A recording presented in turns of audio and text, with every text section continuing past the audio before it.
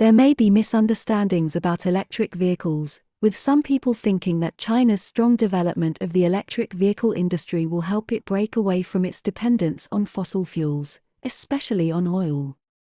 In fact, this view is incorrect.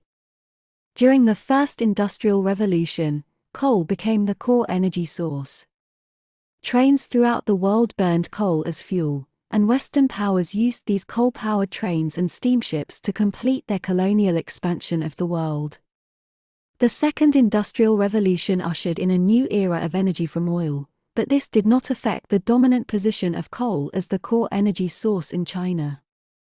In 2021, China's coal-fired power accounted for 48% of installed capacity and contributed 62% of electricity generation, supporting 75% of peak load demand. Prior to this, coal-fired power had accounted for more than 70%, even 80%, of China's power structure for a long time. Even today, coal remains the primary source of energy in China. In short, what electric vehicles change is the form of terminal energy consumption, not the form of initial energy production. All electric vehicles on China's roads are driven by coal. Therefore, electric vehicles have not brought about an energy revolution. On the contrary, they have shifted China's automotive energy consumption from gasoline to coal consumption. The more electric vehicles on the road, the greater China's demand for coal. Hydroelectric, wind and solar power are unstable and seasonal. In China, only coal can provide stable and large-scale power supply. Nuclear power is a good substitute, but its risk is too high. The number of nuclear power plants in China is also too small to meet the electricity demand of the world's factories. Therefore, under these circumstances, China's electric vehicles will still be heavily dependent on coal supply for decades to come. So, are China's new energy vehicles driven by coal really environmentally friendly? Is this a huge environmental scam fabricated by China? Why are China and the United States abandoning hydrogen-powered vehicles that are completely pollution-free? Okay, that and more is exactly what we are going to talk about. Let's get started. In other words, the environmental protection embodied by electric vehicles lies in urban environmental protection, reducing road pollution and leaving carbon dioxide to coal-fired power plants. The benefit of doing so is that pollution is concentrated near Western coal-fired power plants. As long as the pollution is concentrated, it can be easily treated. We can greatly reduce pollution by equipping coal-fired power plants with corresponding environmental protection equipment and concentrating pollution. In addition, vigorously developing electric vehicles can reduce China's dependence on oil, but it increases China's dependence on coal. The truly environmentally friendly and pollution-free new energy vehicles are actually the Japanese hydrogen-powered vehicles, which have been abandoned by both China and the United States. Hydrogen energy is derived from water, and the combustion produces only water, without any pollution. But why doesn't China develop hydrogen-powered vehicles?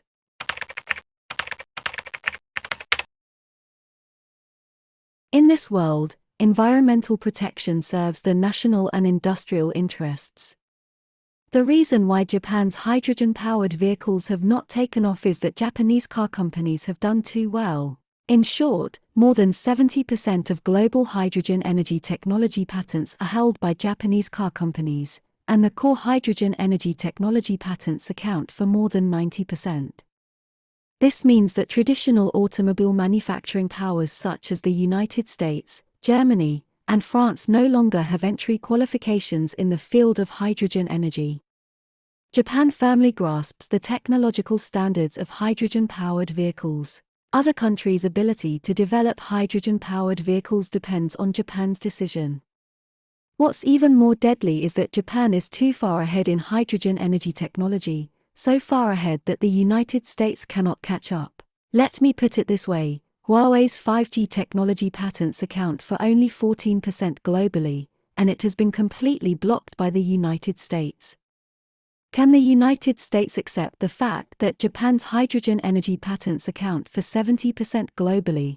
Japan has completely occupied the high ground of this hydrogen energy racetrack. For the United States, hydrogen energy has an even more terrifying destructiveness. Its raw material is water, and what is water? Water is everywhere. If water can be made into a globally available energy source, won't the US-led all-dollar hegemony collapse? Therefore, Japan's hydrogen energy issue is not a technical or environmental issue but a political one. Japan is too far ahead in the hydrogen energy race, so the United States chose to start a new racetrack: electric vehicles. In terms of energy form, electric vehicles cannot match the environmental friendliness of hydrogen energy, but the United States has globally leading electric vehicle technology. Especially the software and hardware core technologies centered on autonomous driving are in the hands of the United States. For China, electric vehicles consume coal. But for the United States, the environmental friendliness of electric vehicles is not much worse than that of hydrogen energy. Because in the US energy structure, natural gas accounts for 36% of electricity generation, coal accounts for only 22%, nuclear power, solar power, and wind power account for 40%, and other bioenergy accounts for 2%. From this, it can be seen that clean energy accounts for about 78% of the US energy structure. The development of electric vehicles reduces oil energy consumption and increases clean energy consumption. Therefore, although Japanese hydrogen energy is the most environmentally friendly, it has deviated from the common interests of the two car consumption markets in China and the United States, and China and the United States cannot follow in the footsteps of Japanese hydrogen energy. So, why does China insist on developing electric vehicles even though they are powered by coal-fired electricity?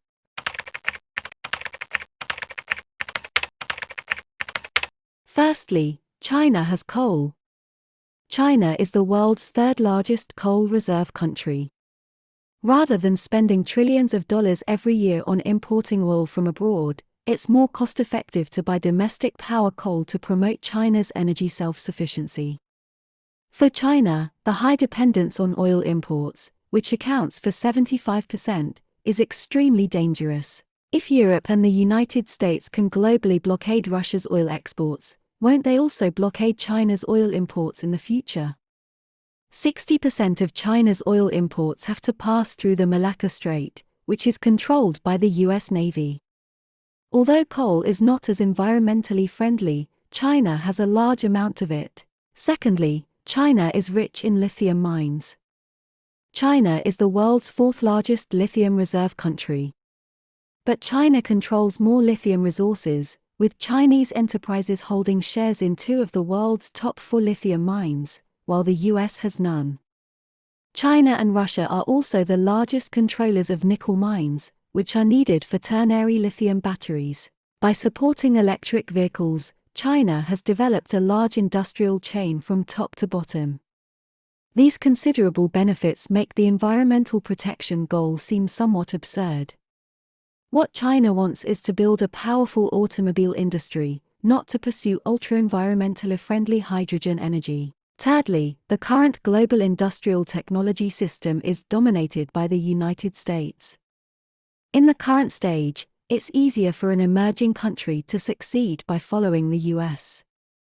China's development experience over the past 40 years has almost all followed the development trajectory of US technology. Ren Zhengfei once said, "Leading by half a step is advanced, leading by 3 steps is a martyr." Japan's hydrogen energy technology is not only advanced but has also mastered all the core technologies, leaving nothing for the US to do. Japan can only become a martyr in this regard. In the field of electric vehicles, the US led the way in setting technical standards. Tesla's emergence was like that of the iPhone, telling the world that electric vehicles should be made this way. With Tesla as a template, Chinese companies such as NIO, Xiaopeng, Li Auto, BYD, and Huawei have quickly emerged. The United States has Tesla, which has mastered autonomous driving and dominates the global electric vehicle consumer market. It also has Nvidia, which controls the chips and the soul of electric vehicles. China has power batteries, a number of electric vehicle brands, and controls upstream raw materials, resulting in a win-win situation for both China and the United States. While hydrogen energy may be great for Japan, it is irrelevant to China and the United States. This makes hydrogen energy politically incorrect, and under this political incorrectness, Japanese hydrogen energy is destined to be a tragedy. Okay, that's all for today. Please put your comments below, and share your insightful ideas with other people. Do you want to learn about more auto stories? Please keep following our channel and like our videos. See you.